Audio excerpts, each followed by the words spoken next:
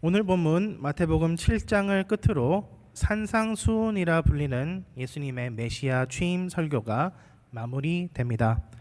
복습하자면 마태복음 5장에서는 누가 과연 하늘나라의 시민권을 가진 자인가라는 질문을 다루는데, 곧 심령이 가난해서 예수님께 도움을 구할 줄 아는 사람이라고 했었고, 마태복음 6장에서는 그렇다면은 천국 시민은 무슨 힘을 바탕으로 움직이는가라는 질문에 대해서 믿는 사람의 마음을 움직이는 엔진은 기도여야 한다라는 점을 다루었습니다. 이제 마태복음 7장에서는 예수님께서 요구하시는 믿음의 삶을 살아낸 결과물에 대해서 얘기하고 있습니다. 그래서 오늘 본문에서 유독 많이 나오는 주제가 열매 그리고 심판입니다. 7장의 앞부분도 심판 이야기로 시작하고 있죠. 7장 1절에서는 비판을 받지 않으려거든 비판하지 말라라고 말씀하고 있는데요. 헬라어로 비판하다라는 단어가 크리노라는 단어로서 심판하다 혹은 재판관 노릇을 하다라는 뜻도 가지고 있습니다. 물론 비판하지 말라라고 하는 이 말씀은 불신자들에게도 충분히 공감을 살 만한 말씀입니다. 벼는 익을수록 고개를 숙여야 한다라는 우리말 속담과도 잘 연결되는 부분이 있죠. 잘난 척하지 않고 겸손한 사람, 남의 잘못을 잘 지적하지 않는 사람, 그런 사람이 인기가 좋다라고 하는 것은 세계 어디서든 맞는 말일 것입니다. 그러나 비판하지 말라라고 하는 예수님의 말씀은 그저 이런 일반적인 사회생활 지침인 것을 넘어서서 어떤 종말론적인 관점 또한 담아내고 있습니다. 즉 마지막 날에 하나님께 심판을 받고 싶지 아니하거든 내 스스로 심판자 노릇을 하지 말라라는 뜻도 되는 것이지요. 하나님께서 구원해 주신다라는 말의 반대는 내 스스로 구원을 이룰 수 있다라고 하는 것인데요. 이때 구원의 기준을 사람이 잡게 된다는 점, 다시 말해 너무 기준치를 낮게 잡게 된다는 점이 일단 문제가 되며, 나아가서 그렇게 낮게 잡은 기준치라고 하더라도 사람이 그것을 온전히 실천해내지 못하고 도리어 그 기준치에 걸리게 된다라는 것을 의미한다라고 볼 수도 있을 것입니다. 예수님께서 비판하지 말라라고 말씀하신 것은 비판 자체를 금지하는 것이 아니라 이런 구원론적이고 종말론적인 관점을 배경으로 하고 있다라고 하는 것은 이어지는 구절들에서도 확인될 수 있습니다. 내 눈 속에 있는 티끌은 보지 못한 채로 형제의 눈 속에 있는 들보를 빼낼 수는 없다라고 물론 되어 있지만, 동시에 5절에 보시면 먼저 내 눈의 들보를 뺀 후에 형제의 눈의 티끌을 빼어 주어라 라고 말씀하고 있으니, 이것은 비판 자체를 금지하는 것이 아니라 상대를 비판하고 교정할 때에 염두해 두어야 할 원리들에 대해서 말하고 있는 것이라 할 수 있습니다. 예수님께서도 바리새인들과 서기관들을 향하여서 독사의 자식들이라고 비판을 하셨죠. 사도 바울도 베드로와의 어떤 이슈가 있었었는데, 베드로가 이방인들과 식사를 잘 하고 있다가 예루살렘에서 어떤 유대인들이 오니까 갑자기 이방인들과 자기는 식사를 안 하는 척을 했었습니다. 그러자 사도 바울이 베드로를 책망했던 그 내용이 갈라디아서 2장에 나와 있지요. 그런데 바울이 베드로를 책망할 때에 그의 강조점은 바로 복음 안에서의 겸손한 자세입니다. 바울은 자기 자신도 자격 없는 죄인이라는 사실을 먼저 인정하고 전제로 깔고 시작합니다. 베드로에게 어떠한 티끌이 있다고 한다면은 바울 자신에게는 들보가 있다라는 것을 인정합니다. 그러나 우리 모두가 용서받은 죄인이라고 한다면은 마치 우리가 용서받지 않은 사람처럼 행위를 따라 구원받는다고 생각하고 행동하거나 이방인들을 자기 아래에 두는 그러한 차별적인 행동을 하면은 안 되지 않겠느냐라고 하는 것이 바울의 어떠한 책망의 핵심이었지요. 예수님께서도 마찬가지로 믿는 사람들은 서로 신앙을 교정해 주지 말라라는 뜻으로 비판하지 말라고 하신 것이 아니라 언제나 내가 하나님 앞에서 용서받은 죄인이라는 사실을 잊지 말고 살으라라는 취지로 하신 말씀이신 것입니다. 이어서 나오는 6절의 말씀도 이 점과 연결되어 있습니다. 남을 비판하지 않고 남들에게 좋은 모습, 베푸는 모습만 보여주려고 하는 사람은 결국에는 손해를 볼 위험에 놓이게 됩니다. 개에게 거룩한 것을 돼지에게 진주를 제공하지 말라라고 하는 것은 자비와 봉사를 베푸는 것에도 어느 정도 제한이 있어야 한다라는 것을 뜻하는 것이지요.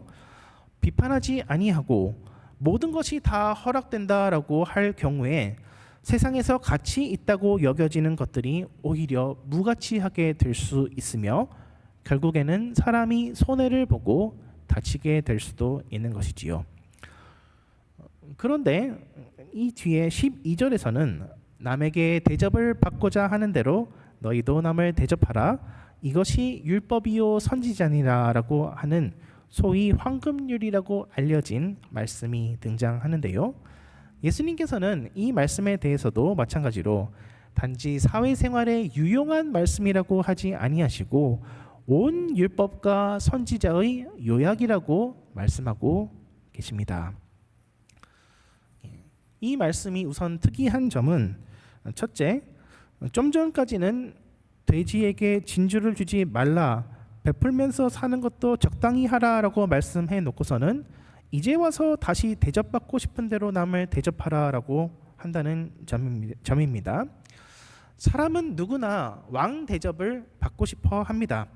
그런데 그렇게 무조건적으로 받기만 하다가는 탈이 날 것을 아니까 사람들이 자중하면서 사는 것이겠지요. 또 내 이웃을 내 몸같이 사랑하라라고 하는 말씀도 마찬가지로 사람은 원래 이기적인 존재이기 때문에 남보다는 나 자신을 더욱 많이 사랑하게 되어 있습니다. 문자 그대로 이 말씀을 실천하려고 한다면은 나 자신이 오히려 큰 손해를 당하게 될 것입니다. 그런데 이 말씀이 이상하다고 느껴지는 두 번째 이유는 예수님께서 이 황금률이라고 불리는 이것을 율법과 선지자의 요약이라고 부르신다는 점입니다. 율법과 선지자는 구약 전체를 지칭할 때 쓰는 표현이지요. 율법이라고 하는 것은 이렇게 살아라라고 하는 것이고, 그래서 내 이웃을 내 몸같이 사랑하라라고 하는 것이 율법의 말씀이다라고 하는 것은 이해가 될 수 있겠지만, 선지자라고 하는 것은 이스라엘 백성들이 율법을 지키지 않아서 정죄하는 글들이 담긴 것이 선지서인 것이지요. 즉 황금률이 율법과 선지자의 요약이라고 하는 것은 인간은 이웃을 자기 자신처럼 사랑하라라고 지음받은 존재일진데 이것을 제대로 실천하지 못했다라는 것을 함축하고 있습니다. 요한복음 5장 39절에서는 온 성경의 요약이 바로 예수 그리스도의 십자가라는 것을 말씀하고 계신데요. 즉 인간은 율법을 지켜야 했지만 죄로 인하여서 그것을 지키지 못하였고 인간이 용서받고 새로운 삶을 살 수 있도록 할 목적으로 예수님께서 오셨다. 즉 율법과 선지자를 성취하시기 위해서 오셨다라는 것을 보여주고 있습니다. 즉 내 이웃을 내 몸같이 사랑하라. 이웃을 향하여 아낌없이 퍼주는 삶을 살아라 라고 하신 이 명령은 율법과 선지자의 핵심이신 예수 그리스도의 십자가 용서의 은혜를 입은 사람이야말로, 그래서 하나님께로부터 한없는 사랑을 받은 사람이야말로 이웃들에게 아낌없이 사랑을 베풀어 줄 수 있게 된다. 예수 사랑을 입은 사람만이 율법의 정신을 실천할 수 있다라는 것을 말하고 있는 것이지요. 이러한 해석의 또 하나의 근거는 1절부터 12절까지 이어지는 내용의 흐름에 있습니다. 1절부터 5절까지는 남을 비판하지 말고 너그럽게 대하라 라고 말씀하신 후에는 6절에서 그렇다고 돼지에게 진주를 줄 정도까지 되어서는 안 된다라고 한계를 정하고 있습니다. 즉 인간은 남에게 베푸는 동시에 자기 자신을 지켜야 하는 아주 역설적인 상황에 놓여 있는데, 구약 전체인 율법과 선지자를 성취하기 위해서는 어찌되었든 우리가 이것을 해내야 한다라고 12절에서 말씀하고 있습니다. 그러나 우리 자신의 힘만으로는 이것을 해낼 수 없기 때문에 1절과 12절의 중간에 나오는 7절부터 11절에서는 기도에 대해서 설명하고 있는 것입니다. 구하라 그리하면 너희에게 주실 것이요, 찾으라 그리하면 찾아낼 것이요, 두드리라 그리하면 너희에게 열릴 것이니. 하나님의 말씀대로 온전히 순종하면서 사는 것은 어떻게 보면은 불가능해 보일지도 모르겠습니다. 그러나 불가능한 것을 할 수 있게 해주는 것은 바로 도움의 손길을 내미는 것을 통해서입니다. 나는 할 수 없지만 예수님께서 은혜를 주신다면은 할 수 있는 것입니다. 영어에서는 중요한 말을 할 때에 맨 앞에다가 두고 한국말은 중요한 말을 할 때 맨 마지막에 두는 경향이 있죠. 히브리 사람들은 중요한 말을 중간에다가 두는 경향이 있습니다. 1절과 12절의 중간에다가 기도 이야기를 넣은 것, 또 산상수훈 5장과 7장의 맨 중간에 주기도문을 넣은 것, 앞뒤로는 이렇게 살아야 한다 저렇게 살아야 된다라는 말들이 있지만 그 핵심은 기도에 있는 것입니다. 즉 나는 할 수 없고 하나님이 해주셔야 한다라는 것입니다. 내 행위도 중요하지만 내 행위보다 중요한 것은 하나님이 누구이신가라고 하는 점인 것이지요. 그러므로 산상수훈을 무슨 도덕책처럼 읽게 되면은 그 핵심을 놓친 것이 됩니다. 산상수훈은 뼈를 깎는 노력을 해야지만 천국에 들어갈 수 있다라고 하는 내용이 아닙니다. 오히려 산상수훈은 우리 죄를 용서해 주시는 예수님이 우리의 왕이 되어 주시며 우리에게 당신의 은혜로서 천국 시민권을 나누어 주신다라고 하는 것을 핵심으로 놓고 있는 것이지요. 13절과 14절에서도 좁은 문으로 들어간 후에 좁은 길로 걸어가야지 생명에 이른다고 말씀하고 있습니다. 여기서 문이 먼저 나오고 그 다음에 길이 나온다라는 점을 유의해 두시기를 바랍니다. 먼저 여러 가지 길들이 있고 남들이 하지 못하는 처절한 노력을 내가 하여서 좁은 길을 스스로 일군 다음에 좁은 문에 도착하는 것이 아니라 원래 출발점에서부터 좁은 문으로 갈지 넓은 문으로 갈지 선택하게 되어 있고, 좁은 문 뒤에는 좁은 길, 넓은 문 뒤에는 넓은 길이 있다라고 하는 말입니다. 그런데 예수님께서는 요한복음에서 나는 길이요 진리요 생명이니라고 말씀하시며 또 자기를 양의 문이라고 소개하시기도 하셨지요. 예수님을 나의 구주로 모시기로 선택한 후부터 우리는 자연스럽게 고난의 길을 걸어가게 되는데, 이 좁은 문과 좁은 길의 끝에서만 생명이 주어진다라고 예수님은 말씀하고 있습니다. 즉 내가 남들보다 더 많이 노력하여서 무엇인가를 이루려고 하는 것은 좁은 길이 아니라 넓은 길이며, 이 넓은 길은 인간이 받아들이기에 오히려 쉬운 길이라고 하는 것이지요.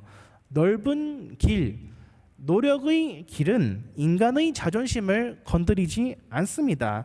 오히려 너는 할 수 있다라고 가르치지요. 그러나 십자가의 길은 우리가 할 수 없다라는 것을 가르칩니다. 인간은 원래부터 틀려 먹었다라고 가르칩니다. 그러므로 십자가의 길은 거부감이 들고 사람들이 잘 찾지 않게 됩니다. 그러나 예수님께서는 이 각각의 길들의 끝이 어떠할지 생각해 보라고 요청하십니다. 우리가 우리의 노력대로 살아갈 때에 과연 구원을 받을 수 있을는지, 아니면은 이 모든 행위들을 포기하고 예수님을 붙잡아야 할지 말입니다. 중동 지역에서는 물이 없기 때문에 오히려 홍수에 더욱더 취약하다고 합니다. 애리조나에 살았던 어떤 목사님도 비슷한 말씀을 하셨는데, 물이 워낙 없기 때문에 배수가 오히려 잘 안 된다. 그래서 다른 지역이라면은 그냥 넘어갔을 비라고 할지라도 조그만 비가 큰 홍수를 이루게 된다라고 얘기를 하시더라고요.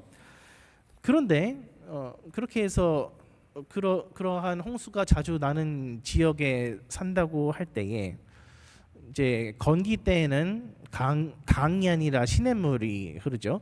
그 시냇물 옆에는 모래사장이 있고, 그리고 그 강이 지나간 그 자리에 양 옆에는 커다란 절벽이 있습니다.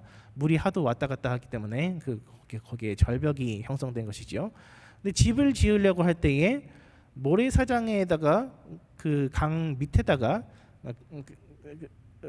집을 짓는다고 할 때에 무거운 것을 높이까지 날르지 않아도 된다라고 하는 편리점이 있겠지만은, 조금만 생각을 해본다고 한다면은 그 우기가 되면은 거기가 범람할 거가 당연하지 않습니까? 예수님께서도 마찬가지로 거기다가 집을 왜 짓냐? 조금 고생하더라도 높은 바위에 올라가서 먼저 집을 지어 놔야지 나중까지 오래 갈 수 있지 않겠느냐라고 말씀하시는 것이지요. 근데 이것은 집 짓는 이야기가 아니라 우리 삶과 구원에 대한 이야기입니다. 인간의 본성이 어떠한 특성을 가지고 있는지 조금이라도 생각해 본다면은 일평생 우리가 행복한 삶을 살아갈 수 있을지 없을지 정도는 예측할 수 있지 않겠느냐라고 하는 것입니다. 죄된 인간이 하나님께서 주신 율법을 무시하고 자기가 실천할 수 있는 것들만 골라서 실천하게 될 때에 그 누구도 구원받을 만한 의로움에 도달하지 못하며 홍수에 휩쓸리지 않겠느냐라고 하는 것이지요. 세상에서는 그러나 열심히 살기만 하면 된다, 심지어 종교적인 것들까지도 우리의 열심에 달려 있다라고 주장하는 거짓 선지자들이 굉장히 많이 있습니다. 그리고 심지어 그들은 교회 내에까지 침투해 있다고 합니다.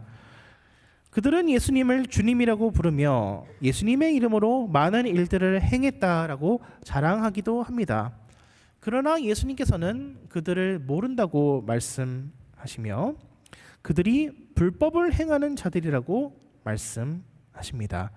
즉 그들은 예수님과 인격적인 관계가 없는 사람들이며 예수님께로부터 죄의 용서를 받지 않은 사람들이고, 자기들이 생각하기에 선한 일들을 여러 가지로 할 수는 있지만 그에 못지 않게 그 모든 선한 일들을 상쇄시키는 불법들을 저지르고 있기도 하며, 그들이 저지른 불법 행위에 대해서는 반드시 책임을 지게 되어 있다라고 말씀하고 계십니다.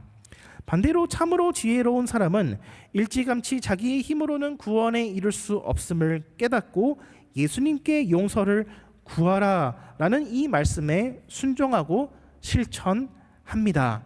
나의 이 말을 듣고 행하라라고 하는 것은 그저 율법을 열심히 지키라라고 하는 말씀이 아니라 산상수훈 전체, 곧 심령이 가난해져서 하나님께로부터 의와 구원을 구하라는 말씀, 좁은 문 되시는 예수님께 나아오라는 말씀을 듣고 지키라라고 하는 것이지요.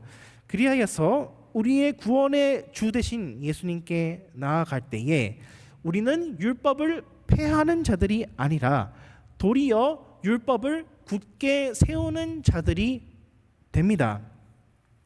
예수님께서는 좋은 열매를 맺는 나무들은 놔두시고 나쁜 열매를 맺는 나무들은 도끼로 찍어서 불태워 버리실 것이라고 경고하십니다. 이 말씀 역시 그러나 우리가 열심히 노력해야 된다라고 가르치는 것이 아닙니다. 왜냐하면은 그 뒤에 덧붙이시는 말씀이 좋은 나무는 좋은 열매를 맺을 수밖에 없고 나쁜 나무는 나쁜 열매를 맺을 수밖에 없다라고 덧붙이고 있기 때문입니다. 나무가 좋지 않은데 나무가 스스로 열심히 노력해서 좋은 열매를 맺을 수 있겠습니까? 없겠습니까? 그러나 어떠한 열매를 맺게 되는지는 온전히 그가 어떠한 나무인지에 달려 있다라고 말씀하고 계신 것이지요.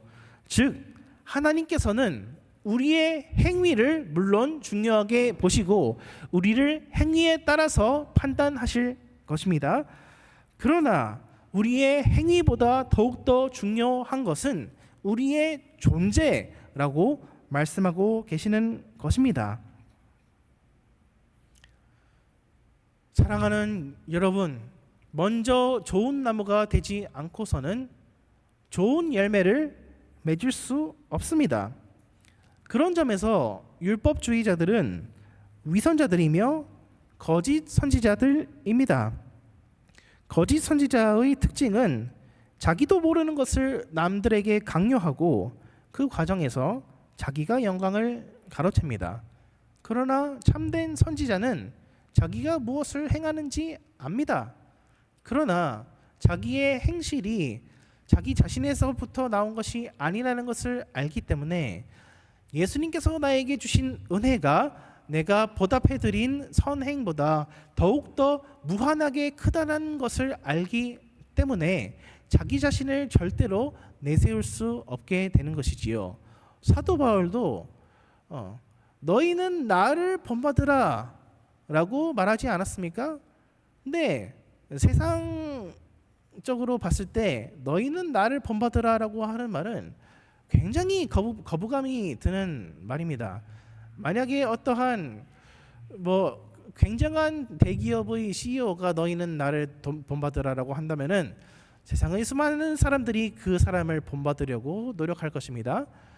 그러나 제가 만약에 여러분들에게 여러분들은 저를 본받으십시오 라고 말한다면은 여러분은 본받고 싶어 하십니까? 예. 좀 본받고 싶어 하시는 것 같아요. 사람의 마음은 모르죠. 그러나 제가 여러분에게 여러분은 저를 본받으십시오 라고 말을 해도 이상하지 않는 이유는 저는 기독교인의 삶의 원리가 무엇인지를 알고 있기 때문에, 그리고 그 삶의 원리, 그것의 주춧돌이 나 자신이 아닌 예수님의 은혜라는 것을 알고 있기 때문에 그것이 가능한 얘기입니다. 우리는 아는 것을 얘기하고 모르는 것을 얘기하지 않으며 이것을 나를 본받으라고 얘기한다고 하더라도 나에게 영광이 되는 것이 아니라 오로지 하나님께 영광이 됩니다. 예수 믿는 사람들은 어떤 방식으로 그렇다면 선한 열매를 맺게 되는 것입니까? 하나님께서 나 같은 죄인을 구원해 주신 것이 감사하기 때문에 순종할 수 있게 되는 것입니다. 구원의 감격이 살아있는 사람들은 사도 바울과 같이 그러면 우리가 율법을 폐하겠느냐? 결코 그럴 수 없느니라.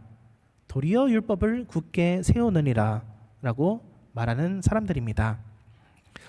이 세상 그 어떤 것보다 소중한 하나님의 독생자 예수 그리스도의 생명을 나를 위하여 아낌없이 주셨다라는 것을 우리가 기억할 때에 하나님의 마음을 아프시게 하는 행동을 하지 말고 싶다라는 생각이 드는 것은 당연합니다. 그리고 이러한 마음으로 행한 실천만이 하나님께서 기뻐하시는 열매가 됩니다. 반면에 하나님께 벌받지 않기 위해서 억지로 두려운 마음에 실천한 행동들은 두려움의 근원이 되는 위협거리가 사라지게 되면은 언제든지 죄된 자리에 그 원점으로 돌아가게 되어 있습니다. 그러므로 율법주의자들은 율법을 지키는 척은 하지만 실제로는 불법을 행하는 자들이 되는 것이지요. 그들에게는 구원에 대한 감사가 없기 때문에 마음으로부터 우러나오는 순종을 할 수 없습니다. 제가 여러분에게 한번 질문을 드리겠습니다. 한 번 구원은 영원한 구원입니까? 어떻게 생각하세요? 한 번 구원받은 사람은 절대로 지옥에 갈 수 없다라는 것을 여러분은 거기에 대해서 어떻게 생각하시나요? 근데 여기서 주의할 것은 질문 자체에 어떤 함정이 있다라고 하는 것입니다. 로마서에서는 이제 현재일이나 장래일이나 그 어떤 것도 우리를 그리스도 예수의 사랑에서 끊을 수 없다라고 선언했지요. 근데 이 장래일이라고 하는 것은 나의 미래의 모든 실수도 포함되어 있습니다. 그러므로 나의 미래의 모든 실수들도 나를 어떻게 해치지 못한다라는 것을 의미하지요. 우리가 고린도전서를 살펴볼 때에 어떤 간음죄를 회개하지 않은 사람이 육체로는 벌을 받지만 영으로는 건짐을 받는다라는 얘기도 나왔었고, 또 성찬식을 모독한 사람들이 죽음의 형벌을 비록 받기는 했지만 구원을 받게 되었다라는 것을 살펴보기도 했습니다. 그런데 또 반면에 히브리서에서는 한 번 비침을 얻고 하늘의 은사를 맛보고 성령에 참여한 바 되고 하나님의 선한 말씀과 내세의 능력을 맛보고도 타락한 자들은 다시 새롭게 하여 회개하게 할 수 없다라고 말씀하기도 합니다. 그들은 예수님의 은혜를 알면서도 그리스도를 십자가에 2번이나 못 박아 죽인다고까지 표현하고 있지요. 이러한 구절들은 성경을 해석하는 데 있어서 굉장한 어려움을 주는 것이 사실입니다. 그럼에도 불구하고 개혁주의 리포먼드 전통은 일관되게 튤립을 주장합니다. 튤립을 한번 살펴보시자면은 T, total depravity, 인간은 전적으로 타락하였다. U, unconditional election, 하나님께서는 인간의 행위를 보시고 선택하신 것이 아니라 무조건적으로 구원하실 자를 선택하신다. Limited atonement, 제한된 속죄, 즉 세상의 끝날에는 천국 갈 사람도 있지만 지옥에 갈 사람도 있다. Irresistible grace, 불가항력적인 은혜, 하나님께서 구원을 주시기로 작정하셔서 성령님을 보내주신다면은 그것을 거부할 수 있는 사람은 없다. 그리고 마지막으로 P, perseverance of saints, 성도의 견인, 하나님께서 한 번 구원하시기로 작정하신 사람들은 반드시 끝까지 참아내며 구원을 얻게 된다라고 하는 이야기이죠. 즉 우리가 구원을 얻게 된 것은 우리가 선택하고 우리가 하나님 말씀에 잘 순종해서 그런 것이 아니라 죄인의 마음을 뚫고 역사하시는 성령님의 새롭게 하시는 은혜 덕분이며, 신자는 원래 자격 없는 자로서 오직 성령님의 보호하심을 통해서만 끝까지 믿음을 지킬 수 있다는 것입니다. 그러므로 우리가 믿음을 지킨다고 하더라도 믿음을 지킨 것 그 자체는 하나님의 은혜 때문이지 우리의 공로가 결코 될 수 없다라고 하는 것이지요. 히브리서에서 한번 성령의 은사들을 맛보았다라고 하는 것은 개혁파 전통에서는 예수 안에서 구원이 있다라고 하는 것을 머리로는 알지만 마음으로는 받아들이지 않은 상태라고 해석합니다. 그래서 입술로는 신앙을 고백하고 심지어 교회의 멤버가 된다고 할지라도 마음으로는 예수님의 용서와 사랑을 전혀 체험하지 못한 사람들의 이야기라고 보는 것이지요.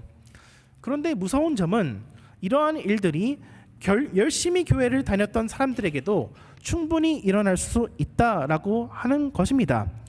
어떤 사람들은 열렬한 기독교 신자였던 것 같은데 나중에 보면은 무신론자가 되고 불교 신자가 되며 이슬람 신자가 되기도 하지요. 다시 한번 묻겠습니다. 과연 한 번 받은 구원은 영원한 구원일까요? 다시 말씀드리지만 이 질문을 하는 것 자체가 행위 구원론적인 관점에서 접근하는 것입니다. 구원이 취소될 수도 있다는 두려움이 있어야지만 순종한다라고 하는 것은 사실상 우리가 예수님의 무조건적인 용서와 사랑을 경험하지 못했다라는 증거입니다. 예수님께서 아무런 자격 없는 나를 그 어떤 경우에도 받아주신다라는 것을 우리가 믿을 때에 우리의 마음속에서 그렇다면은 죄를 좀 더 지어도 되겠다라고 생각한다면은 그것은 우리가 처벌이 있어야지만 순종하겠다라고 생각하는 것이며 여전히 기브 앤 테이크의 사고 방식에서 벗어나지 못한 것입니다. 그것은 율법주의적인 사고 방식이며 넓은 문과 넓은 길의 사고 방식입니다. 그러한 방식으로서는 구원에 대한 감사의 생활이 나타나지 않으며 아들로서가 아니라 종으로서 살아가게 되는 것이지요. 그러나 예수님께서 처음부터 자격 없는 나를 아무 이유 없이 선택하시고 받아주셨다라는 것을 우리가 안다면은 사실 나의 구원이 나의 미래의 행동에 달려 있지 않다라는 것도 충분히 받아들일 수 있게 되며 그때에 우리 마음속에 감사와 찬양이 넘쳐날 수 있게 되고 우리의 마음속에는 자유함이 드디어 생겨나게 됩니다.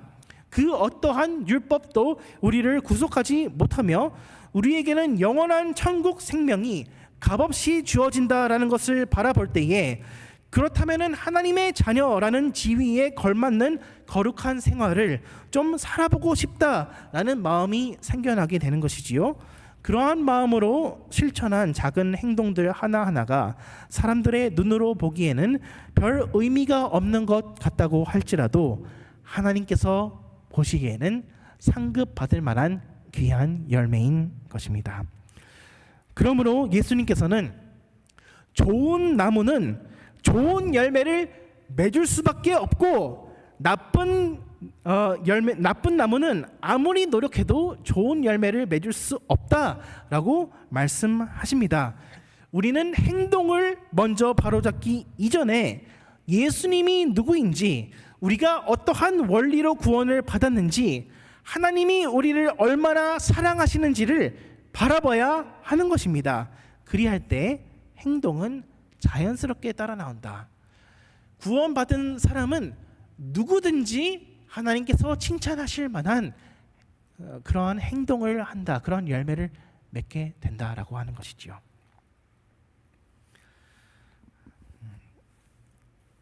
좋은 열매를 맺기 위해서는 그러므로 내가 어떠한 나무인지를 생각해야 합니다.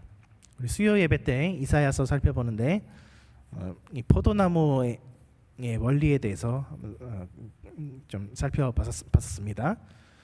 하나님이 이사야서에서 이스라엘 백성들을 좋은 포도나무로 심으셨지만 이스라엘 백성들은 나쁜 열매만 맺었었는데 예수님께서 직접 포도나무가 되심으로써 그들을 속량하심으로써 다시 아름다운 포도나무가 되게 하셨다라는 내용이 이사야서에 있고 이를 바탕으로 하여서 예수님께서는 요한복음 15장에서 자기 자신을 참 포도나무요 너희는 가지다 라고 말씀하고 계시죠. 열매를 맺으려면 어떻게 해야 된다고 예수님께서 말씀하고 계신가요? 너희가 못된 나무긴 하지만 열심히 한번 잘해봐라 라고 하시지 아니하고 너희가 내 안에 있어야지만 예수님을 붙잡아야지만 너희가 열매를 맺을 수 있다라고 하시지 않습니까? 우리가 죄를 짓게 되는 경우도 한번 상상해 보십시오. 되돌아 보십시오.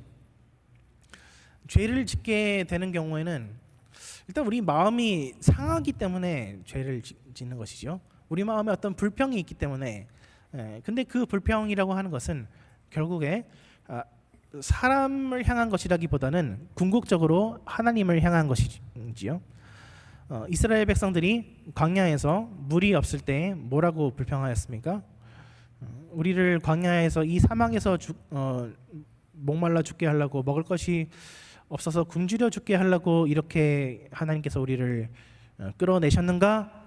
라는 아주 배은망덕한 얘기를 하지만 사실상 모든 죄를 지을 때 모든 불평하는 마음이 사실상 우리도 하나님을 향하여서 하고 있는 것이지요. 근데 죄를 짓지 아니하고 선한 행실을 나타내 보이기 위해서 우리가 해야 할 일은 그저 우리의 의지력을 응축해가지고 잘 참아내고 그런 것이라기보다는 하나님이 누구신지, 그 하나님께서 나를 어떻게 생각하시는지, 그 하나님께서 나를 얼마나 큰 사랑으로 사랑하시며 나를 위한 어떠한 계획을 갖고 계시는지 한번 생각해 보라는 것입니다. 행위보다 중요한 것은 존재다. 그것도 하나님의 존재 그리고 하나님의 사랑이 더욱더 중요하다.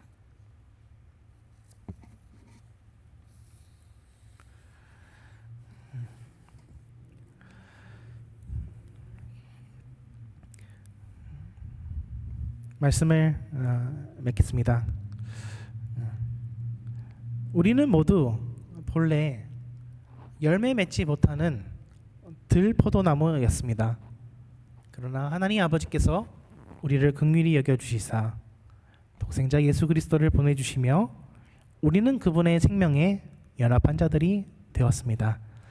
예수 십자가 안에서 새 생명을 얻었다라는 것을 떠올릴 때에 우리는 결단코 이전의 죄된 삶으로 돌아갈 수 없으며 하나님께 감사와 찬양을 돌려야 마땅할 것입니다. 이처럼 우리가 누구인지를 기억할 때에 우리는 하나님의 은혜를 최대한 이용해서 죄 지으려는 생각을 할 수 없고 오히려 더욱 하나님의 뜻대로 살아가려고 노력하게 됩니다. 바울의 복음에서와 마찬가지로 예수님의 산상수훈에서도 복음과 삶, 나무와 열매는 뗄래야 떼놓을 수 없는 관계에 있는 것입니다. 사랑하는 여러분, 여러분은 어떤 나무라고 생각하십니까?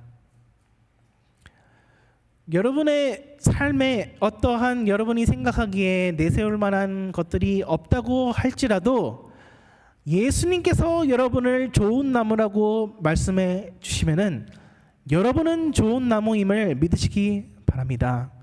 그리고 지금 당장에 내 눈에 보이는 좋은 열매들은 없다고 할지라도 예수님께서 우리를 향해서 기대하시는 것은 당신은 반드시 좋은 열매를 맺으실 것입니다. 당신은 끝날에 반드시 아름다운 열매를 맺고 하나님께 칭찬을 받을 자들입니다라고 그러한 시선으로 예수님께서 바라보신다는 것을 늘 기억하며 하나님이 누구신지 예수님의 사랑이 어떠한지 늘 붙잡는 저와 여러분 되시길 축원합니다. 기도하겠습니다. 사랑이 많으신 하나님 아버지,